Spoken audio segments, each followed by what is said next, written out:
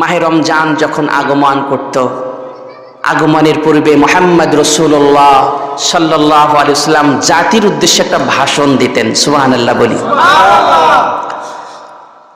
عن سلمان الفارسي رضي الله تعالى عنه قال خطبنا رسول الله صلى الله عليه وسلم في أخير يوم من شعبان قال يا أيها الناس قد أظلكم شهر عظيم شهر مبارك شهر فيه ليلة خير من ألف شهر محمد رسول الله صلى الله عليه وسلم মাহে রমজান আগমনের পূর্বে অর্থাৎ শাবান মাসের সর্বশেষ মুহূর্তে জাতির উদ্দেশ্যে একটা ভাষণ দিতেন।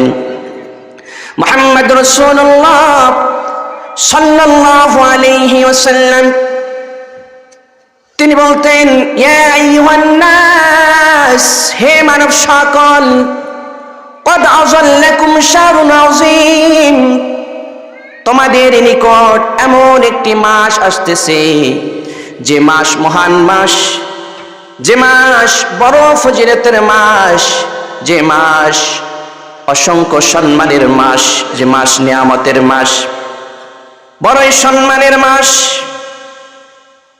শাহরুন মুবারক, বরকতময় মাস তোমাদের কাছে আগমন করছে। শাহরুন ফীহি লাইলাতুন, মুহাম্মদ রাসূলুল্লাহ সাল্লাল্লাহু আলাইহি ওয়াসাল্লাম আরো বলতেন, ও আমার উম্মতেরা, আল্লাহ রাব্বুল আলামিন মাহে রমজান তোমাদের কাছে আগমন করাচ্ছেন। এর মধ্যে এমন একটা রাত আছে যে রাতটার নাম হচ্ছে লাইলাতুল কদর। এমন একটা রাত লাইলাতুল কদর, লাইলাতুল কদর। মুহাম্মদ সাল্লাল্লাহু আলাইহি ওয়াসাল্লাম তিনি বললেন, লাইলাতুল কদরি খায়রুম মিন আলফি শাহর। আল্লাহ রাব্বুল আলামিন এই লাইলাতুল কদর একটি রাত কেউ যদি নেক আমল করতে পারে, 1000 মাস নেক আমল করার চেয়ে অধিক সওয়াব, বেশি সওয়াব, উত্তম সওয়াব আল্লাহ আমলনামায় দান করে। শুধু তাই নয় রে মুমিন, وهو شهر أوله رحمة محمد رسول الله صلى الله عليه وسلم বললেন, আমার উম্মত, وهو شهر أوله رحمة, আল্লাহ রাব্বুল আলামিন এর প্রথম দশক রহমতের দশক হিসাবে কবুল করলেন। আওসাতুহু মাগফিরাতুন, মাঝখানের যে 10 দিন আল্লাহ রাব্বুল আলামিন মাগফিরাত হিসাবে মঞ্জুর করলেন। ওয়াখিরুহু ইতকুম মিনান নার, এবং সর্বশেষ যে দশক আল্লাহ রাব্বুল আলামিন নবী বললেন, আল্লাহ রাব্বুল আলামিন সর্বশেষ দশকে সবার জন্য জাহান্নামের দরজাগুলো বন্ধ করে দেন। সুবহানাল্লাহ। প্রথম দশক রহমতের বাড়ি ধারা নাজিল হয়ে যায়। দ্বিতীয় দশক আল্লাহ সবাইকে মাফ করে দেন। তৃতীয় দশকে আল্লাহ পাক সবার জন্য জাহান্নামের আগুনগুলো হারাম করে দেন। সুবহানাল্লাহ বলেন। এজন্য ভাইরা আমার, এই মাহে রমজান আসতেছে, আমাদের রোজা রাখার দরকার আছে না নাই? প্রিপারেশন নেওয়ার, প্রস্তুতি নেওয়ার দরকার আছে না নাই?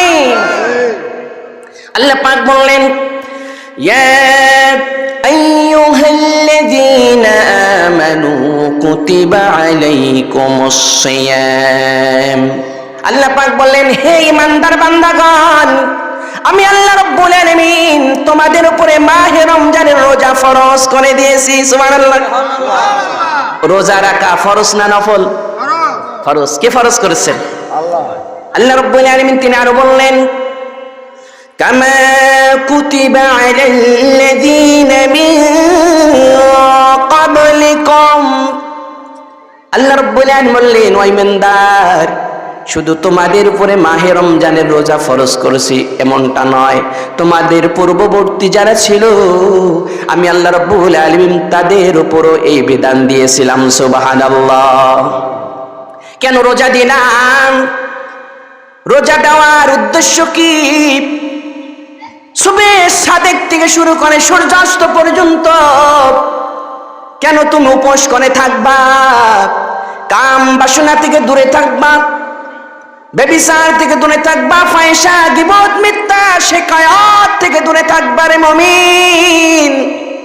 কারণটা কি? আল্লাহ রাব্বুল আলামিন তিনি বললেন লাআল্লাকুম তাত্তাকুন, রোজার মাধ্যমে বান্দা তুমি তাকওয়া অর্জন করতে পারবা। সুবহানাল্লাহ।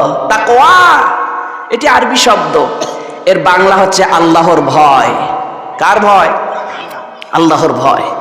রোজার মাধ্যমে কার ভয় তৈরি হবে? কার ভয়? জোরে বলেন, কার ভয়? আল্লাহ। যাদের হৃদয়ে আছে আল্লাহর ভয় তারা কভু পথ ভুলে যায় না, ঠিক না? যাদের হৃদয়ে আছে আল্লাহর ভয় তারা কভু পথ ভুলে যায় না। আল্লাহর প্রেম সারা এই দুনিয়ায় কারো কাছে কোনো কিছু চায় না। যাদের হৃদয়ে আছে আল্লাহর ভয় তারা কবু পথ ভুলে যায় না। রাতের আধারে যারা সেজদাতে রয় দু চোখের শ্রুতি নদী যেন বয়। সলোনার হাসানি যত আসুক, সলোনার হাসানি যত আসুক, পেছনে ফিরেও সে তাকায় না। যাদের হৃদয়ে আছে আল্লাহর ভয় তারা কবু পথ ভুলে যায় না, ঠিক না? আল্লাহর ভয় যদি অন্তরের মধ্যে থাকে বান্দা কোনোদিন পথ হারাবে না। বান্দা এই দুনিয়া থেকে স্টার্ট করবে, আল্লাহর জান্নাতে গিয়ে পৌঁছে যাবে। সুবহানাল্লাহ বলেন। তাকওয়া, আল্লাহর ভয়, এটা কি শুনুন, হযরত খলিফাতুল মুসলিমিন ওমর ফারুক রাদিয়াল্লাহু তাআলা তিনি হযরত কাব রাদিয়াল্লাহু তাআলা আনহুকে বললেন, অনুরোধ করলেন, হে আল্লাহর নবীর সাহাবী, আপনি তাকওয়া কি আমাকে একটু নসিহত করুন, তাকওয়া কাকে বলে? এবার হযরত কাব রাদিয়াল্লাহু তাআলা আনহু আমিরুল মুমিনিন হযরত ওমর রাদিয়াল্লাহু তাআলা আনহুকে বললেন, ওমর তুমি কি কখনো কাঁটা যুক্ত রাস্তা পাড়ি দিয়েছো? আমিরুল মুমিনিন ওমর ফারুক রাদিয়াল্লাহু তাআলা আনহু তিনি বললেন, হে কাব, হ্যাঁ হ্যাঁ আমি কাঁটা যুক্ত রাস্তা পাড়ি দিয়েছি। কিভাবে পাড়ি দিয়েছেন? হযরত ওমর বলল, কাঁটা যুক্ত রাস্তা আমি খুব সাবধানতার সাথে পাড়ি দিয়েছি। সুবহানাল্লাহ। হযরত ওমর বললেন, কাব, হযরত কাব বললেন, ওমর এই যে আপনি খুব সাবধানতার সাথে কাঁটা যুক্ত রাস্তা পাড়ি দিয়েছেন, এটাই হচ্ছে তাকওয়া। সুবহানাল্লাহ। তাকওয়া, যাতে করে কোনো কাঁটা আপনার শরীরে বিদ্ধ না হয়, কোনো কাঁটার দ্বারা আপনি আঘাতপ্রাপ্ত না হন, অর্থাৎ আপনি সাবধানতার সাথে রাস্তাটা পাড়ি দিয়েছেন। আমার বন্ধুগণ, সম্মানিত ভাইরা, দুনিয়া হচ্ছে একটা কাঁটাযুক্ত রাস্তা। এই রাস্তাটা কবর পর্যন্ত চওড়া। খুব সাবধানতার সাথে পানি দিয়ে কবরে যাওয়া লাগবে। কথা বলেন ঠিক কিনা?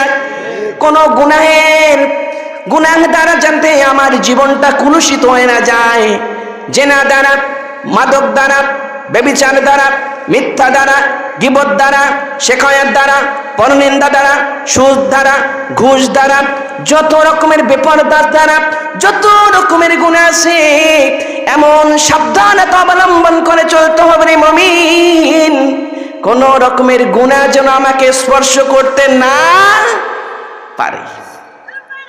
এটাই হচ্ছে তাকওয়া, আল্লাহর ভয়। আমি গুনাহ করি, পৃথিবীর কেউ না দেখলেও কে দেখেন? আওয়াজ দিয়ে বলেন, কে দেখেন? আমার আল্লাহ দেখেন। পৃথিবীর সমস্ত ফেসবুক যদি বন্ধ হয়ে যায়, সমস্ত মেসেঞ্জারগুলো যদি বন্ধ হয়ে যায়, সমস্ত হোয়াটসঅ্যাপগুলো যদি বন্ধ হয়ে যায়, সমস্ত সোশ্যাল মিডিয়া, প্রিন্ট মিডিয়া, যত মিডিয়া আছে সব মিডিয়া যদি বন্ধ হয়ে যায়, আর আমি যদি কোনো একটা গৃহের অভ্যন্তরে অপরাধ করি, কেউ না দেখলেও যিনি দেখেন তার নাম কে? আল্লাহ। তিনি আল্লাহ, তিনি সব দেখেন।